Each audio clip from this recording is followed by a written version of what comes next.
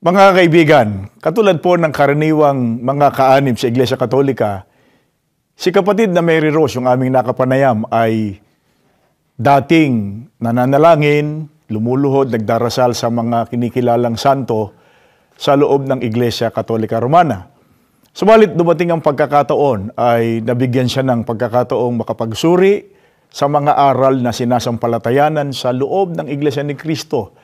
At siya mismo, napatunayan niya kung gaano kalaking kasalanan batay sa Biblia ang pagluhod, pagdarasal, pananalangin at pagsamba sa mga larawan o sa, kung tawagin ng Biblia, ay mga Diyos-Diyusan. Kaya naman, nung siya ay makaunawa sa sumampalataya, ay nakabuo siya ng isang matatag na pasya, iwan ang kanyang dating relihiyon, ang kanyang dating paniniwala, at ngayon po ay masiglang naglilingkod sa Panginoon Diyos sa loob ng Iglesia ni Cristo. Mga kaibigan, sa pagkakataong ito'y ating tutuklasin, aalamin natin, may mga tao po bang nahulog sa maling paraan ng pagsamba? Nakagagawa ng pagsamba sa mga larawan, sa mga imahen, na kung tawagin po ng Biblia ay mga Diyos-Diyusan. Ang babasahin natin ay aklat. Ito ay pinamagatang Catechism of Christian Doctrine. Ito po ay may imprimatur ni Rufino J. Santos at may nihil obstat ni A.G. Casas. Babasahin natin ang nakatala sa pages 94 to 95. Iniliwat na po sa ating wika. Ano ang santo? Ang santo, sa tumpak na pakahulugan ng salita, ay siyang nasa langit at pinagparangalan na ng Iglesia Katolika upang sambahin sa madla ng mga mananampalataya. Ang pagsamba ba sa mga santo ay ukol lamang sa kanilang katauhan? Hindi. Sumasaklaw din ito sa kanilang mga relikya at mga larawan. Ano ang tinatawag nating mga relikya? Tinatawag nating mga relikya, una, ang mga labi ng katawan ng isang santo na pinapaging banal o inihanda sa pagiging banal ng Iglesia Katolika. Ikalawa, ang mga bagay na naging pag-aari ng mga santo o yaong napadaiti sa kanilang mga katawan, tulad ng kanilang kasuotan, mga ataol at iba pa. Mga kaibigan, nais po naming ipapansin sa inyo, alinsunod po sa binasa nating katisismo ng Iglesia Katolika, ipinasasamba po sa mga Katoliko ang mga larawan ng kanilang kinikilalang santo at ipinasasamba rin ang kanilang mga relikya. Sino raw ba ang tinatawag nilang mga santo na dapat sambahin? Ang sabi po ng sumulat ng aklat, sila raw ang mga taong nasa langit na at pinapaging banal ng Iglesia Katolika. At ano naman daw ang tinatawag na mga relikya? Ayun naman daw ang mga labi ng katawan ng isang santo na ayon sa kanila ay pinapaging banal o inihanda sa pagiging banal ng Iglesia Katolika. At ang mga bagay daw na naging pag-aari ng mga kinikilala nilang santo o yaong mga napadaiti o napadikit sa kanilang mga katawan. Gaya halimbawa ng kasuotan nila, yung kanilang ginamit na ataol at iba pa. Kaya may mga ganito po na dinadala sa iba't ibang panig ng mundo at yun ang kanilang sinasamba. At inaangkin pa nga ng iba na yun daw ay nakapagmimilagro. Mga kaibigan, bakit po natin ito pinagtutuunan ng pagtalakay? Gaano po ba kabigat na pagkakasala pagka ang tao ay nahulog sa pagsamba sa mga larawan o sa kung tawagin ng Biblia mga Diyos-Diyusan? Ang babasahin namin sa inyo ay nakatala dito po sa aklat ng Exodo 20, 3 hanggang 5. Ganito ang inyong maririnig. Huwag kayong magkakaroon ng ibang Diyos maliban sa akin. Huwag kayong magkakaroon ng Diyos-Diyusan o kaya'y larawan o ribulto ng anumang nilalang na nasa himpapawid, nasa lupa o nasa tubig. Huwag kayong yuyukod o maglilingkod sa alinman sa mga Diyos-Diyusang yan, sapagkat akong si Yahweh ay mapanibughuin. Parurusahan ko ang lahat ng aayaw sa akin, pati ang kanilang mga anak hanggang sa ika-4 na salin lahi.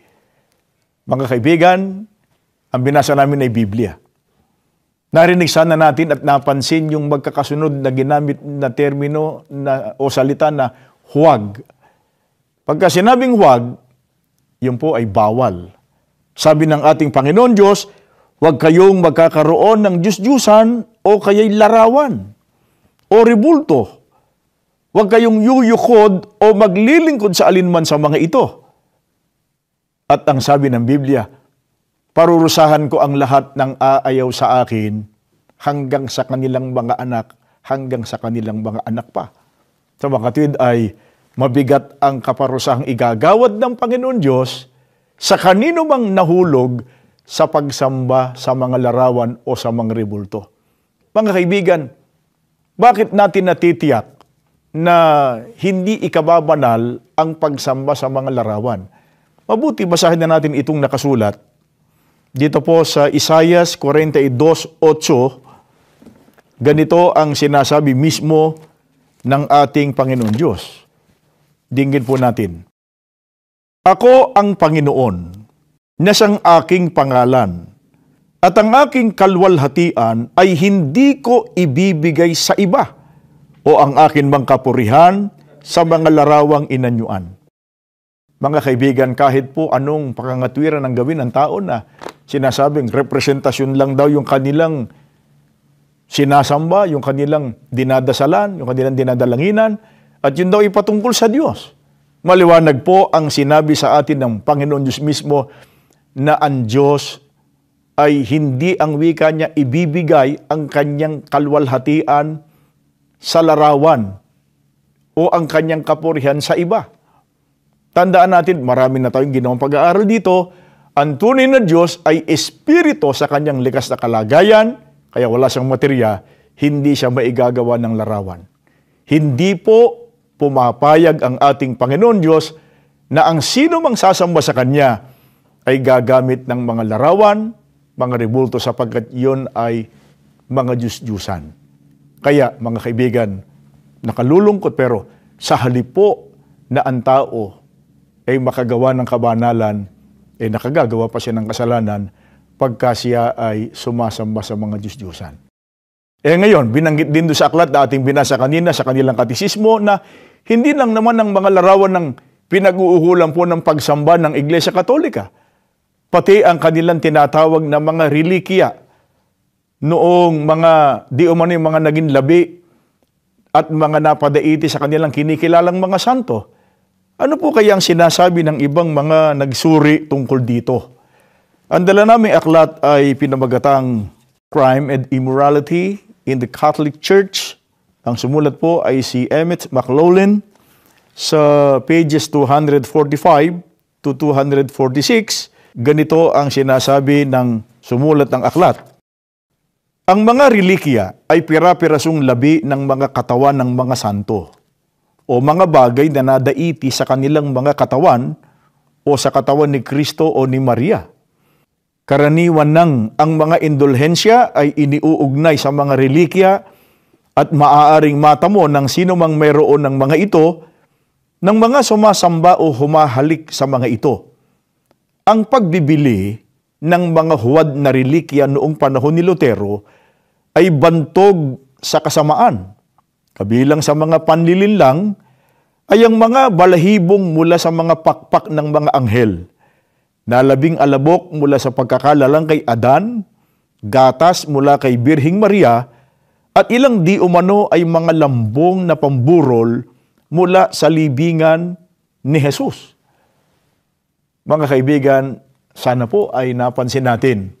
Ayon po sa may akda ng aklat na binasa natin, ng panahon ang wika ni Lutero, ay bantog daw o malaganap na kasamaan ng pagbibili ng mga fake o ng mga huwad na relics o mga relikya. Sa mga katuwid, alam po ng mga nagsuri ng mga sinasabing relikya, ang karamihan doon, mga huwad lamang. Isipin niyo mga kaibigan, kung noon ay napakaraming mga huwad o mga palsipikadong relikya, di lalo na ngayon. Ano raw po ang mga halimbawa nito? Ang sabi ng sumulat ng aklat, nais naming ipapansin po na binasa lang namin yung aklat, kabilang daw sa mga panlilinlang ay ang mga balahibong mula sa mga pakpak ng mga anghel, na 10 alabok mula sa pagkakalalang kay Adan. Pansinin po ninyo, gatas mula kay Birhing Maria, at ilan pang mga di umano ay mga lambung na pamburol mula sa libingan ng ating Panginoon Jesucristo. Mga kaibigan, sa lahat po ng mga sumusubaybay sa pagkakataong ito, mag-isip po tayo. Magsuri po tayo. Pagka ganito ang relihiyong ating kinaaniban o kinabibilangan, kahit na po gaano pa tayo katagal dito, masasabi niyo po bang ang ganitong uri ng relihiyon ay maghahatid sa atin sa tamang paraan ng paglilingkod sa Diyos at ating ikaliligtas?